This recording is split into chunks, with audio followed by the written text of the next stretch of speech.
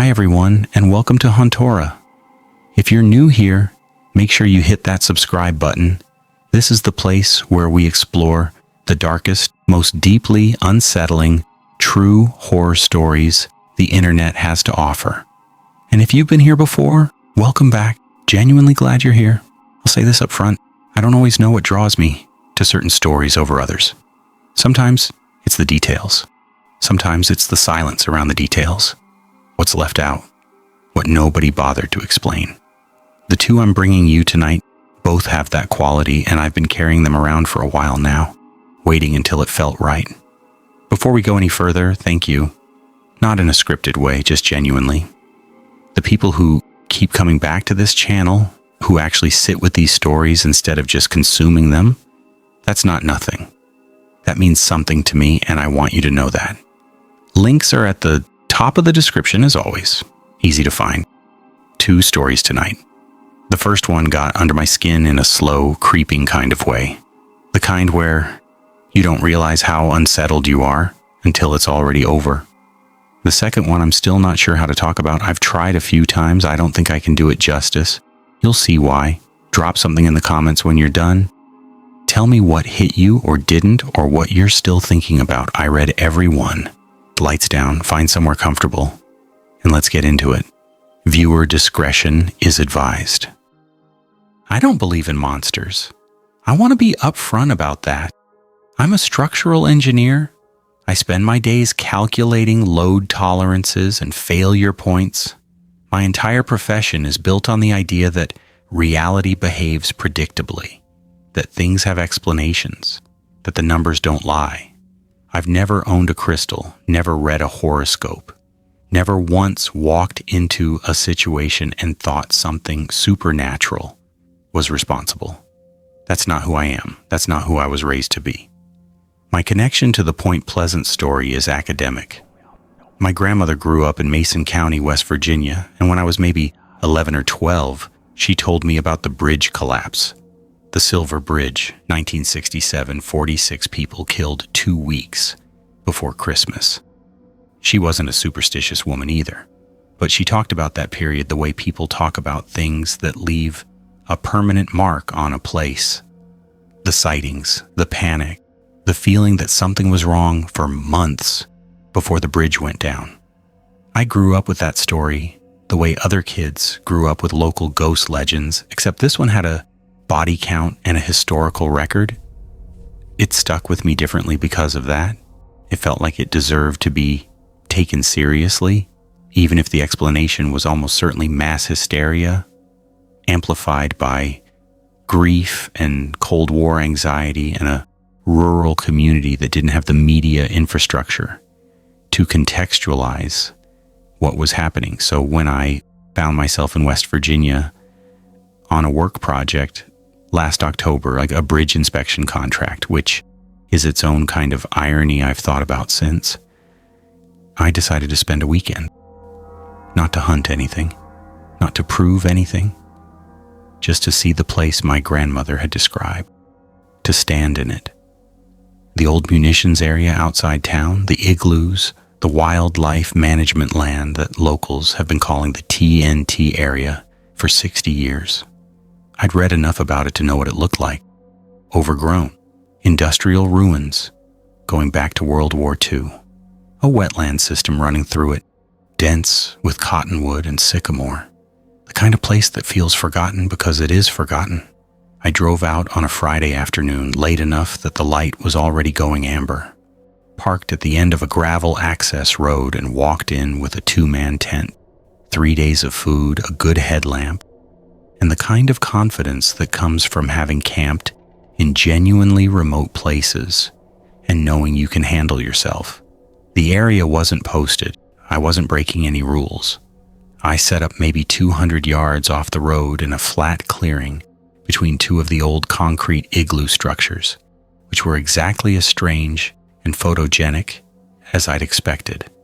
These low, rounded bunkers, half swallowed by the hillside, doors gone, interiors black and smelling of standing water and rust and something organic I couldn't identify. I took photos and I made a small fire, ate my dinner and listened to the wetlands, doing what wetlands do at night. Frogs, insects, the occasional splash of something moving through shallow water. It was genuinely a nice evening. The first thing I noticed, and I almost didn't notice it, was the birds. There'd been birds the whole drive-in, starlings mostly moving in that murmuration pattern over the fields. Normal. But sometime around 9 o'clock, sitting by the fire, I realized I hadn't heard a bird in a while. Not a long while. The frogs were still going, the insects were still going. But the birds, there'd been a few calling in the trees when I first set up, and at some point they just stopped.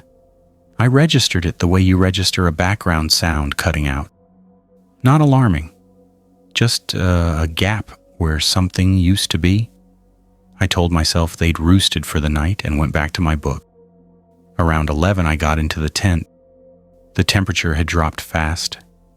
October in the Ohio River Valley moves quickly once the sun's gone, and I was in my sleeping bag with the rain fly down, which meant I was going mostly by sound.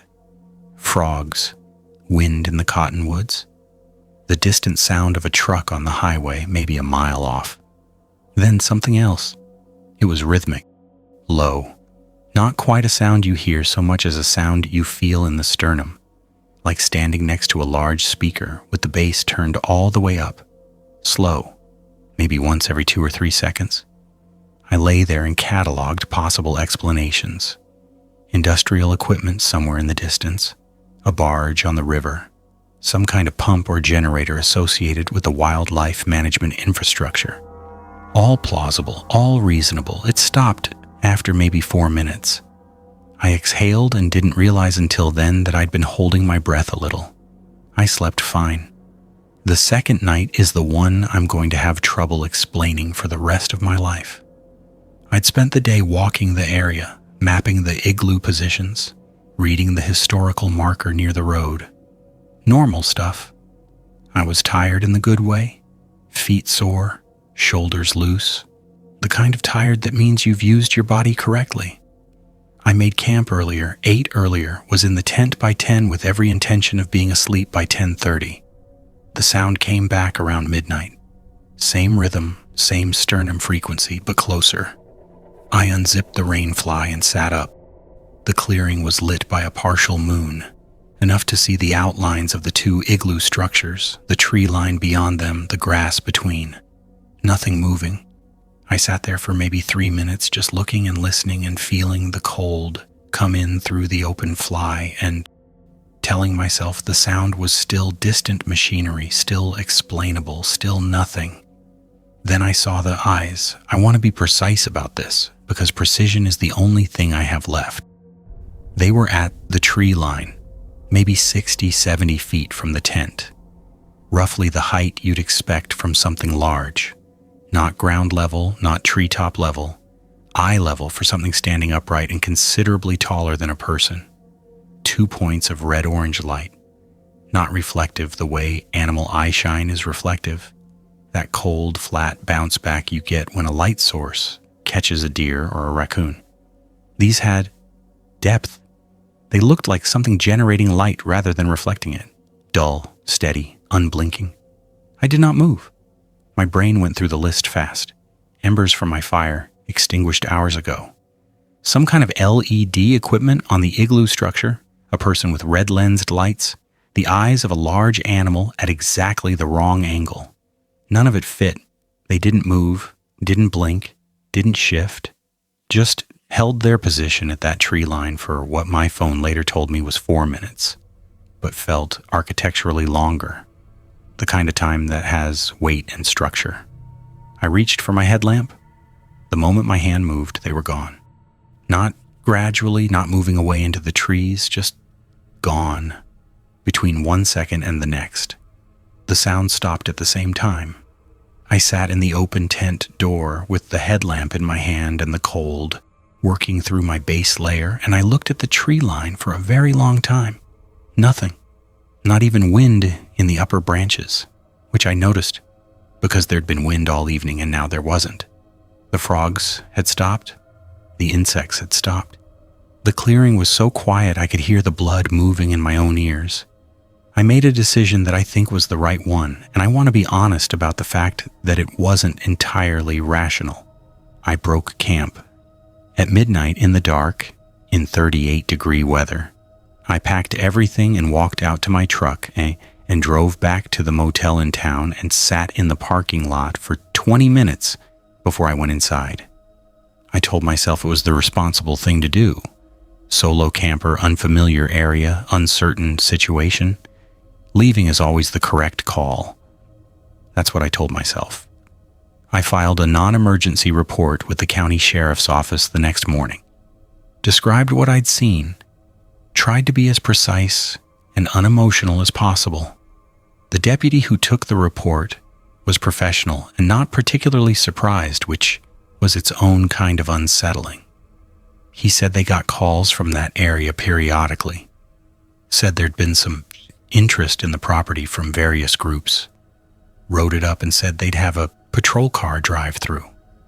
A week after I got home, I went back through my photos from the first evening, the igloos, the tree line, the wide shot of the clearing. Nothing unusual, exactly what I photographed. But in one image, taken on the first afternoon before I'd set up camp, there's a section of tree line in the background that I've looked at many times now.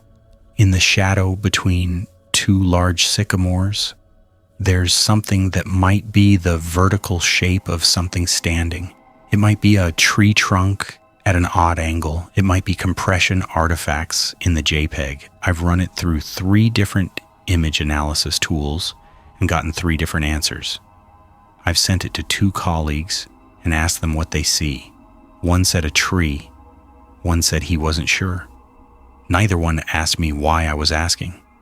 The structural explanation for the Silver Bridge collapse is well documented. A stress corrosion crack in an eye-bar, propagation over time, catastrophic failure under load. The engineering record is thorough. The numbers hold up. What I can't account for, and what I've stopped trying to account for, is what the people who lived through that year said they felt for months before the bridge went down. That specific quality of being watched by something that hadn't decided what to do with you yet. I understand that feeling now in a way I didn't before. And the part that stays with me isn't what I saw. It's that whatever it was had been standing there long enough that by the time I looked up, it already knew exactly where I was. I'm not the kind of person who reads meaning into things. That's worth saying up front. I'm a high school biology teacher, which means I spend most of my professional life explaining to teenagers why the thing they think is mysterious has a completely boring scientific explanation. Evolution, decomposition, the way mold spreads. I find comfort in mechanisms, in cause and effect, in the idea that if something is happening, something is causing it, and if you're patient and observant enough, you can figure out what that something is. I want you to hold on to that because what I'm about to tell you still doesn't have an explanation I'm fully satisfied with. It was early June, 4-day solo trip, a section of the Smokies I'd done once before about 3 years prior. Not a permit zone, no fee required, just a trailhead pullout off a 2-lane state road and a worn path heading up into the trees. I'd taken the same week off every year for 6 years running. End of semester, grades submitted, phone on airplane mode, 4 days where nobody needed anything from me. My pack was 31 pounds. I had a good tent, a good sleeping bag, food for 5 days in case something went sideways, and a paperback I probably wouldn't read. That's it. That was the whole plan. The drive up was fine. The first day on the trail was fine. Hot the way June in those mountains always is. That specific wet heat that gets into your clothes immediately and stays there. The air thick with the smell of rhododendron and creek mud and something underneath it all that I always associate with that range specifically. Something almost fermented like old leaves that have been wet for a very long time. I sweated through my shirt by mile 2 and stopped caring about it by mile 4. By early afternoon, I'd covered 8 miles, and found, good flat site above a creek. Got the tent up, filtered water, made food, watched the light go amber through the canopy. Slept well. That first night I slept completely well. The cross was there in the morning. I almost stepped on it. I unzipped the tent door, pushed it open, and it was sitting right at the edge of the ground sheet. A small thing, maybe 4 inches tall, 2 sticks lashed together with what looked like dark thread or maybe thin cord. Neat. The lashing was deliberate, not accidental, wrapped multiple times in both directions, and finished with a small knot. I picked it up and turned it over in my hand. Looked around the campsite. Nobody there, obviously. Looked at the cross again. Put it on top of my bear canister, and went to filter morning water and made coffee and thought about it while I drank. The explanation I landed on was straightforward. Someone had passed through earlier, maybe a trail prayer group or a religious hiker, left it as a kind of marker or a blessing. It happens. You find cairns, you find notes in trail registers quoting scripture. You find small offerings in the woods if you're out there long enough. People carry their beliefs into the backcountry. I'd even left the tent zipper partway open the night before because I'd been warm.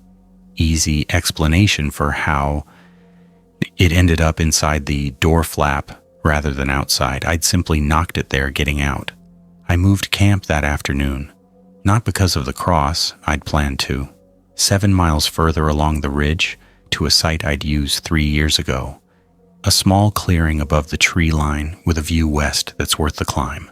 Got there by late afternoon. Set up, cooked, went to bed around 9:30. I woke up at 3 a.m., feeling cold. The tent was open, not part way, fully unzipped, the door hanging to one side, the night air coming in against my face.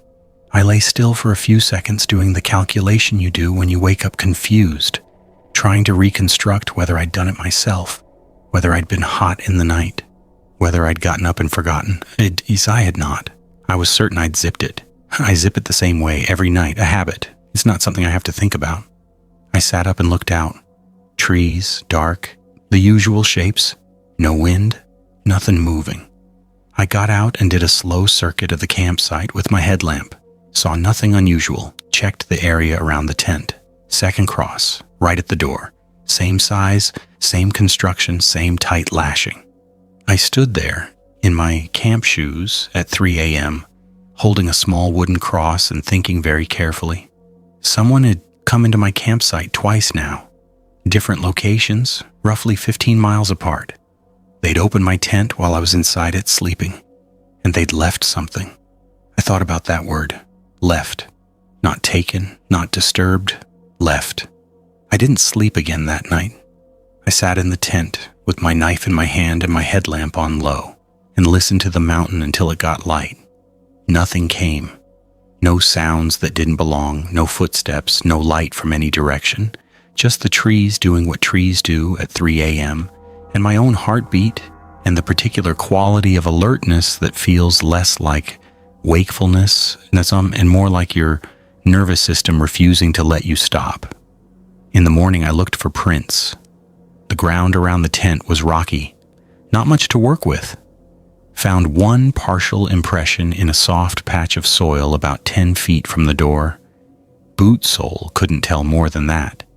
Could have been mine from pitching the tent. I packed up, made a decision. I was going back out, not running. I want to be precise about that.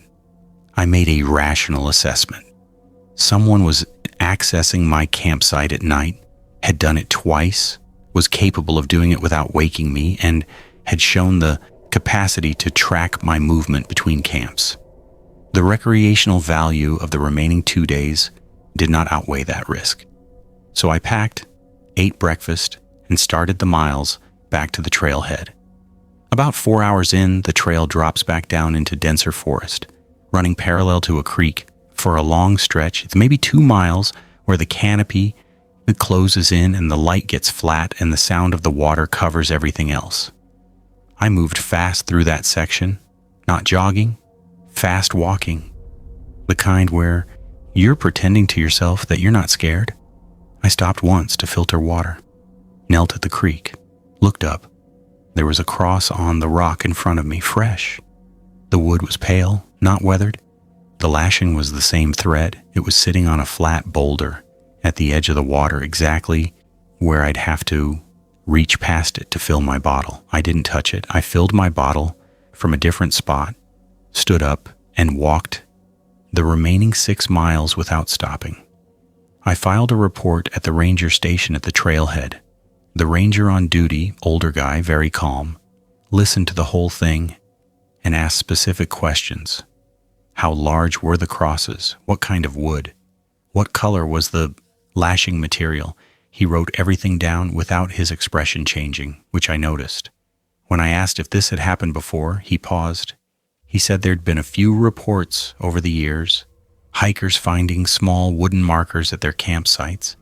Nothing aggressive, nothing taken, nobody hurt, no suspect, no pattern they'd been able to trace. He said it like he was describing a recurring trail maintenance issue. Matter of fact. I asked what they thought it meant. He said they didn't know. Then he said something I've turned over many times since, that the lashing style, specifically that 2-direction wrap with the finishing knot, was consistent across every report they had. Going back 11 years. 11 years. The same person or the same method for 11 years. I drive home. 2 showers, a full night in my own bed, 3 days before the adrenaline residue fully cleared. I sent a follow-up email to the ranger district asking if they'd made any progress. Got a form reply about the report being logged. Sent another one 4 weeks later. Nothing. I still have the 2 crosses. I kept them without fully deciding to just put them in the top pocket of my pack and never took them out. And at some point they migrated to my desk at home, where they've been sitting for going on 8 months now.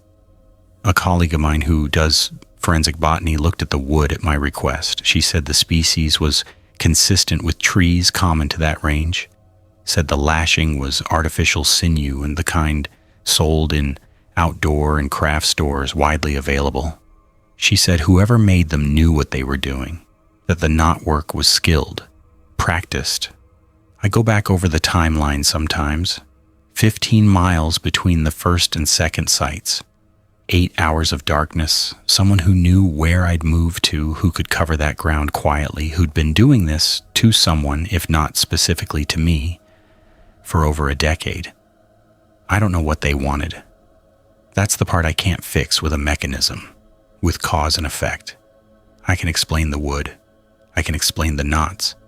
I cannot explain why someone has spent 11 years walking up to sleeping strangers in the dark and leaving something behind instead of doing anything else. The 3rd cross is still on the boulder by the creek, as far as I know. I left it there. I hope it's still there because nobody's picked it up.